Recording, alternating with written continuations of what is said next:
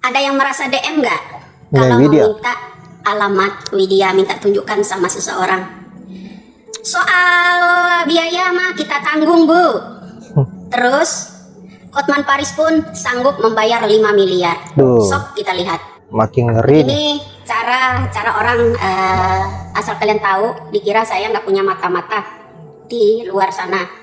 Jadi ada orang, ini silakan baca, ya silakan screenshot, ya. Saya belum masih rahasiakan namanya. Nanti suatu saat saya live akan saya gubris namanya. Ya jadi Anda di sini lihat. Maaf Bunda, Bunda itu temannya Widya ya, ya. Boleh dong ya. Ntar kalau soal uang ya, itu di sana. Dengar mohon bantu saya.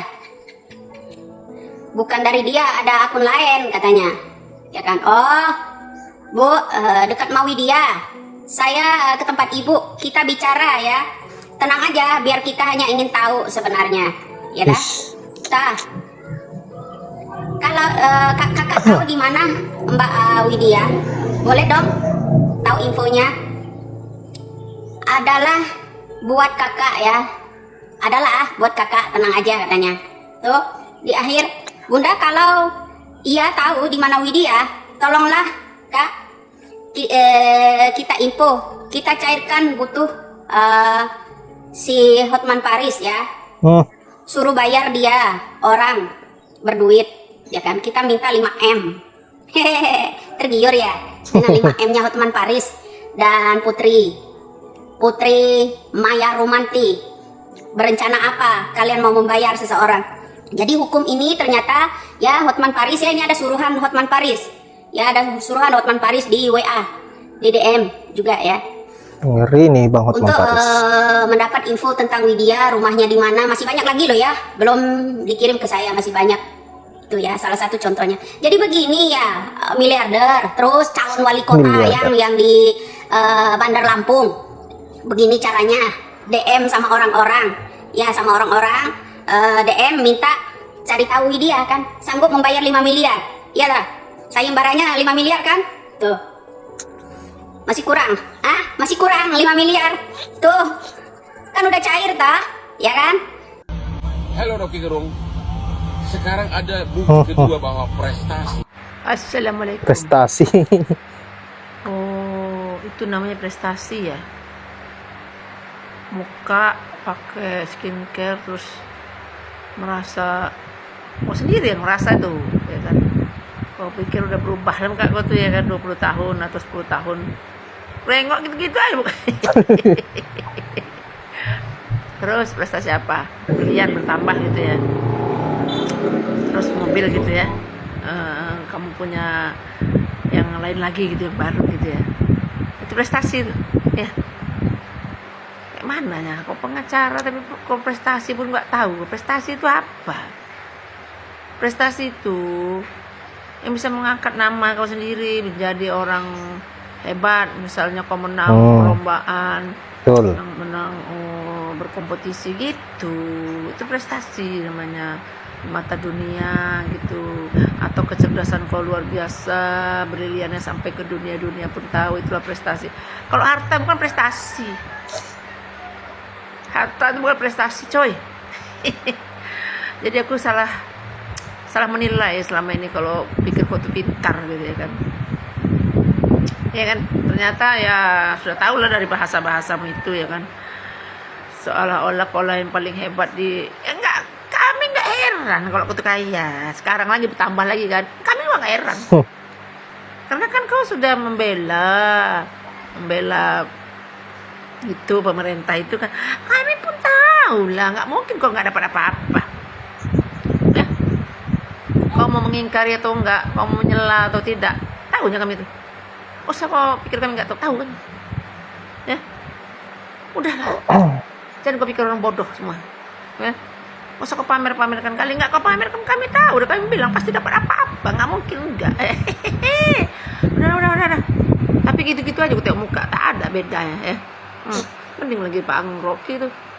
Dia enggak punya banyak-banyak harta, tapi hidupnya nyaman, tentram ya kan. Dia nggak akan mengumbar-umbar siapa wanita yang dekat dengan dia, siapa saja yang ada di hatinya, nggak ada umbar-umbarnya. Tapi dia tengok bahagia. Orang seperti ini yang susah ya, dia mempunyai harta yang tidak banyak, cukup untuk hidup dan tidak dikatakan miskin juga gitu ya. Tapi ya normal lah menurutku itu ya kan. Tapi dia selalu merasa bahagia gitu, selalu menikmati hidup ya. Biarpun makannya di tengah hutan ya, biarpun dia hanya duduk di lantai, duduk makan sama-sama orang lain situ banyak gitu ya, dia tetap bahagia gitu ya. Terus olahraganya juga jantan. Kejantanan itu bukan dinilai dari banyaknya perempuanmu ya. Bisa jadi banyaknya perempuanmu menunjukkan adalah kelemahanmu sayang. Camkan itu. Perkembangan terakhir, Pak Rudiana, ayah dari Inilah yang namanya mulut-mulut anjing, mulut bosok itu. Asli yang bikin negara bubrah, membolak-balikan fakta yang muka-muka anjing begini nih. Ngeri. Pengacara itilasu gitu. Wong perkara sudah jelas-jelas, di fotonya ada, di cek ke lokasinya ada, dan sudah jelas-jelas yang namanya Peggy anaknya bupati itu sekarang diungsikan di Cianjur, udah diwawancara gitu, udah jelas. Malah orang bangunan ditangkap karena orang bangunan nggak ada duitnya. Congor-congor asu ini karena gelak duitnya bupati aja. Bahaya. Orang kayak begini kok ya dikasih panjang umur itu. Ingat, kamu akan jadi intipnya neraka sampai kapanpun kamu di akhirat nanti. Anjing itu.